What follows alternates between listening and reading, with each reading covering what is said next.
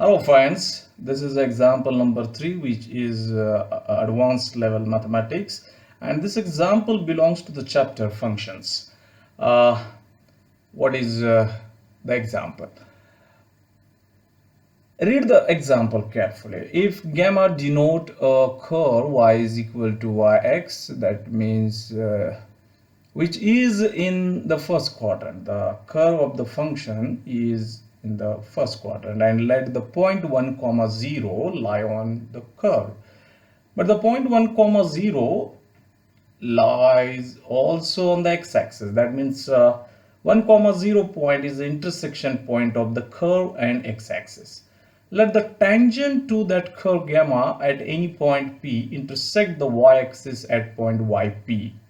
And if you join the point P and yp, then the segment has length 1 for each point P on curve gamma. Then which of the following options are correct? 4 options given to us, and we have to check how many options are right and how many options are wrong. But when I observe first option and third option, they looks like similar. Only difference is if I multiply equation 1, option 1 by -1, then I'll get option number 3. So I can save my time by calculating option 1 and then just multiply by -1. I will get the answer of option 3. And option 2 and 4 are also similar. They have only plus minus difference, and therefore if I'll calculate option 2, then automatically I'll get the option number 4. So just I want to check 2 options, remaining 2 automatically I will get, and then we will decide which option is right and which option is wrong. So this is related to function and the curve. So let us solve. So try to check the first option. This is the explicit function, and that's why just draw the x-axis, y-axis, and this is our first quadrant. The point 1 comma 0 is given on the curve, as well as we know that point lies on the x-axis. So I am taking here 1 comma 0, this point on the x-axis. Now what happened? The curve is coming from the first quadrant to this point. Now the curve has 2 possibilities. Either it will continue in fourth quadrant, or it will back or reflect from this point again in the first quadrant. But this possibility is not possible because when the curve is coming in the fourth quadrant, here the y is negative, and the restriction in the given example is your curve must lie in the first quadrant. So this possibility is not happen here. Now let us check this possibility. For this curve, we have to put a value of x greater than 1, any value greater than 1. So if I suppose I am putting x is equal to 2 in this function, then it will become 4, and this 1 minus 4 is -3, and we cannot find the square root of -3 because it will not give you a real number, and that's why this possibility is also not possible. That means this point is the end point of that curve. All right, so put x equal to 1, I'm getting y equal to 0, and that point coordinate satisfy this equation. Therefore maybe this is a right answer, but let us check. So when putting x equal to 1, y equal to 0, what happened when I am putting x equal to 0 here? So when I am putting 0, it is -1, and this is 1 plus 1, 2 upon 0 is infinity, log infinity is infinity, infinity minus 1 is again infinity. That means values function is not defined at x equal to 0. That means we have to take the limit, and therefore at x tends to 0, the value of y tending to infinity. That means at this point the function giving value 0, and towards the 0 the value of the function is up to infinity. That means this is the asymptotic curve, and for this interval 0 to 1, this function is decreasing. It will come from infinity to 0 like this, infinity to 0, and therefore this is a decreasing function. That's why I can draw asymptotic curve. Asymptotic means it is a tangent at infinity, and therefore this curve may be like this. And this is a decreasing, and we know that in the application of derivative, when the function is decreasing, then its derivative is less than 0. Okay, so keep in mind this also. It will be helpful to check option number 2 and 4. Now, I want to check option number 1. That's why here I have declared that 0 to 1 interval is the domain of the function.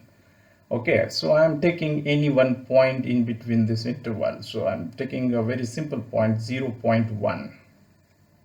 And this is the value of x. I'm just putting in this function, and if it will give you positive value, that means value of y should be positive, then only this option is right. If when I put x equal to 0.1 here, and this right hand side will give you negative answer, then y should be negative, and therefore the quadrant first condition is not satisfied that, and therefore we can reject this option. So only the thing is just put x is equal to 0.1. Any point you can put, but 0.1 is a simple one for the calculation. That's why I'm putting x equal to 0.1 in this first option instead of x. So what is the first option? Y is equal to log to the base e, natural log. This is x 1 plus under root 1 minus x square minus under root 1 minus x square. Is it right? Yes. Now put x is equal to 0.1 and just calculate fastly log of.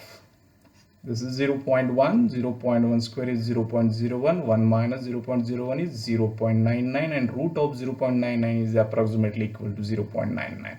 So it is again 0.99, and minus it is again 0.99. Okay, so this can be written as a log of 1.99 divided by 0.1 minus 0.99, and if you write 0.1 as a 1 upon 10, then 10 after reciprocal and multiplication, you will get log of 19.9 minus 0.99. And you know that log 1 is 0, and the value of x greater than 1 should give you value, its log value is positive, and therefore this value is definitely positive, and therefore the y is positive, and therefore while putting x equal to 0.1, I am getting value of y is positive. That means it maintains the first quadrant, therefore first option is the right answer. But second option is the negative part of that. That's why if I multiply to this answer by minus sign, I'll get y negative. And when I'll get y negative, it will create a fourth quadrant, and it is not possible in this example. Therefore, option number 2 rejected. That is not correct. Now, let us option number 3 is rejected. It is option number 2.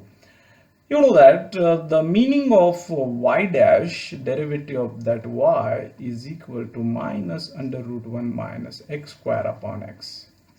And the meaning of y dash is derivative of function y. And it represents slope of the tangent at any point p. So this represents slope. I am putting x is equal to 0.1 here, and therefore I'm getting this is 0.1 and it is 0.99. I already calculated, so it is minus 9.9. And this is a slope is negative, and already I mentioned that function was decreasing, therefore it is less than 0, the function is decreasing, so it is definitely we need slope should be negative, therefore this second option is the right answer. And the last option, option number 4, is like this.